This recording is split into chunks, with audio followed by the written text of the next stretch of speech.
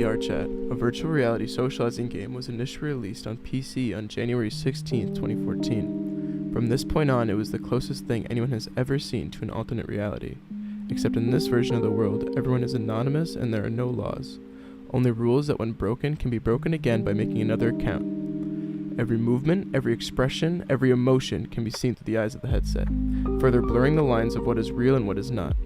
Lust, vanity, and illegal substances has already found its way into this world, a world where children can easily lie about their age and get exposed to many things that could scar them and haunt them for life.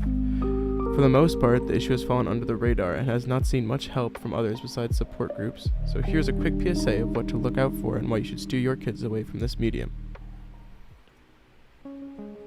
When first logging on to VRChat, you are prompted with the option to be as anonymous as you want. Once you choose how anonymous you want to be, you are thrown straight in.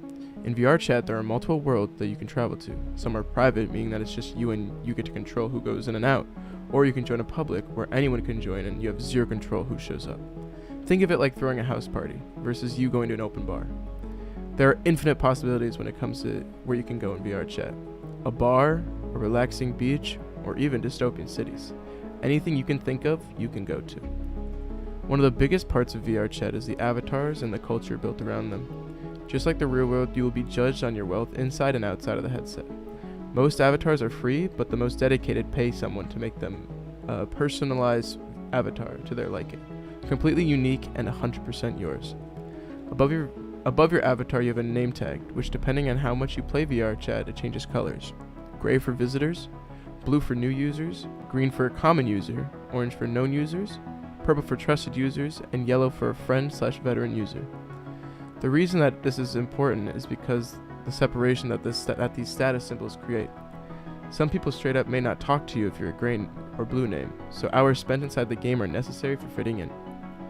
Now that there is a basic understanding of the game, let's dive into the dark side of what it holds. Addiction can be something that's hard to classify. At what point is something considered an addiction, and how can you measure how much harm that addiction is causing? VRChat can be considered a second life to people. With how much content that a VRChat offers, it's easy to see why. The nightlife, the drinking games, the endless worlds to explore, the hundreds of thousands of players to meet, and the way that VR brings a whole nother level of stimulant and brain pleasure are all reasons people get sucked in. This can lead people to care more about their VRChat lives than their actual ones. Now, this isn't anything new coming to gaming. It's a common discussion of how gamers treat their playable characters better than their own bodies. But VRChat feels very different. It feels this way because you are quite literally in the game. You are the game.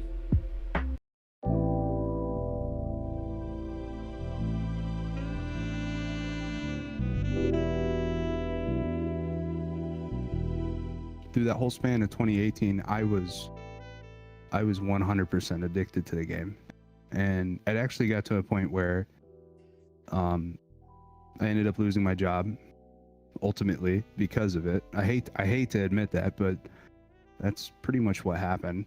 And then I was just kind of scraping by, just enough to get by. But then again, I wasn't really happy with the job that I was at in the first place, so it's questionable whether or not VRChat was the true cause. But needless to say, I was living, eating, and sleeping like on VRChat, literally, like the whole time. So another common thing to see in VRChat is people getting high and drunk in these worlds. Why get drunk alone at home when you can hop into a VR headset and explore different worlds, or get high in space and fly around New York? Because VR lets you do these things 24/7, people are drinking, smoking, and getting high a lot more because of it. Plus, a lot of underage people play this game, and it can lead to some pretty bad influences. Taking a step up in the horrible things one can see in VR or even be a victim of is verbal and sexual crimes. Since there is such a broad feeling of anonymousness, people tend to get a little carried away with their true thoughts and unpopular opinions. Opinions that they would never get caught saying in the real world. This leaves VRChat with being seen as toxic at times due to people being openly racist, sexist, and homophobic, taking advantage of VRChat not cracking down on these kinds of things with rules. I don't tend to go in this game a lot, but from what I've been in there, I've seen things and heard things that people say that definitely would not be accepted in today's society. Here's a couple examples. Throwing a cosplay is not good, sir. Hell yeah. You better lit that shit on fire. No, I say that there, Billy. Hell yeah, boy. I'm gonna burn them to the ground. Let they burn down the Popeyes building.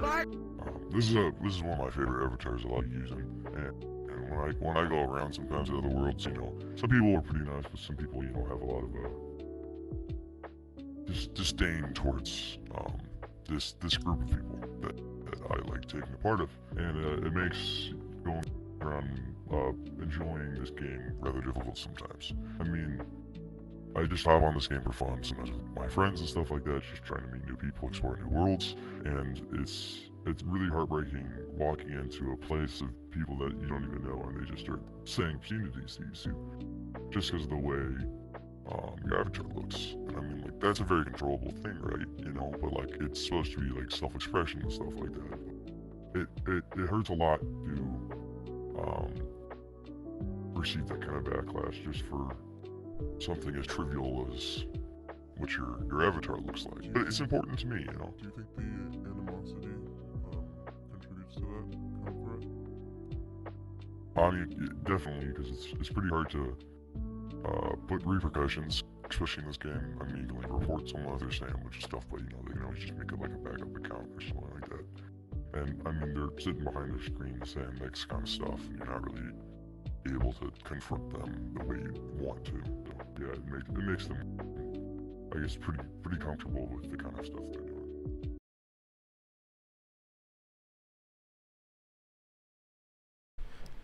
Virtual sexual assault tends to occur more than people think, and doesn't seem like a real situation to be concerned about because of it being in the virtual world. To better understand the virtual sexual assault side of things, I have a story from an anonymous interviewee, and I think this will better understand how it makes people feel. So I'd say it's about a year. It was about a year ago. The new Zelda game was announced. I'm in the VR chat, and I noticed there was a Zelda world in there. So I went in it. It was the Breath of the Wild world. It was a super cool, like, interactive map. Like, my VR couldn't handle it. It was so big. And when I was in there, I noticed someone in there, and since it's VR chat, I went up and talked to him. I was like, "Yo, how's it going?" And you know, we talked for a little bit, and then it's like, "Hey, let's go play this game." So we played a couple games around. Like, I think we went into like a VR chat Uno. We did like some Five Nights at Freddy's stuff. You know, fun time. You know, 2 hours in or so in VR chat. We get to this point where he's like, "Hey, he drops a portal." And the portal is like, you know, you go into the world and, you know, you can follow them and be with your friends and such. Only this time I noticed that the world was titled, like, I don't remember the exact title, but it was like VR sex simulator, like, room, right? And I was like, okay, I can't not enter, you know, I want to be with my friend, he's cool. And I was wearing like this exact, you know, this avatar. So I go in, and there's just like, I'd say like 5 other people in there, and they're like, everyone's making some weird ass like moaning noises. I was like, what the is this? Why am I in here? And he's like, here, come over. And he goes on the bed when you can click and like you physically lay down on it. And he's like, he does this little like, this motion, you know, sit down right next to me. And I like, what am I supposed to do here? And I didn't have the, you know, the balls to say no. I was like, all right, okay. So I go down and lay right next to him. And he starts like, gets really close up to his mic. And then it goes right into my ear on my like right side, and like starts making like weird moaning noises, and like it's like talking like sex terms to me. And I'm like, yo, dude, I'm just trying to play VR chat. But I felt like it made me feel really uncomfortable, but I couldn't say no because I didn't want to lose my, you know, a good friend of mine I had in VR for a little bit. I was having such a good time before. So I was like, you know what, this is something he wants to do. We did a lot of stuff I had to do, so I'll do this with him. So he's like grabbing me around like my character, and I was just like super uncomfortable.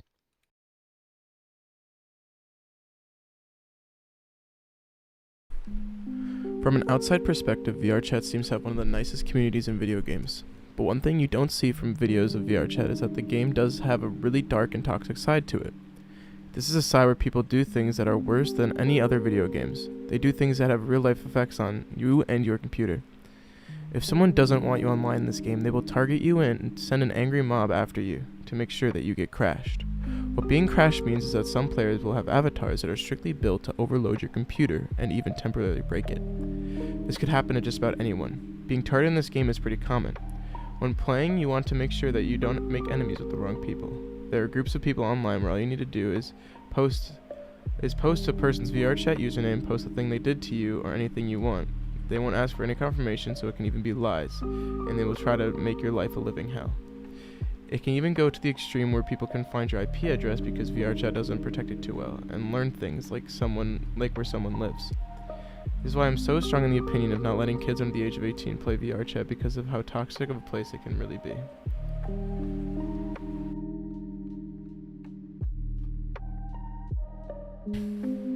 I went into this research project knowing I would find out some interesting things about this game.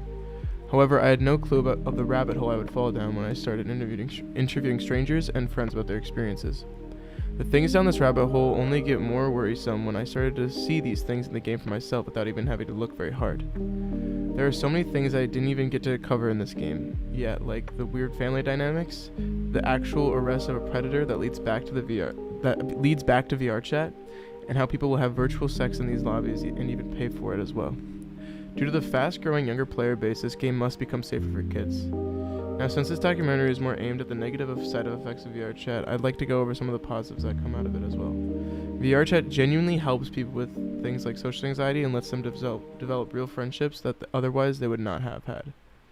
This is by far the best socializing platform ever made simply because of the use of virtual reality. All in all, this game is great for socializing, especially for people with social anxiety. I just don't think it is a safe place for kids. So please be careful, be on the lookout, and make sure that your kids aren't facing any of these dangers inside the headset. Thank you.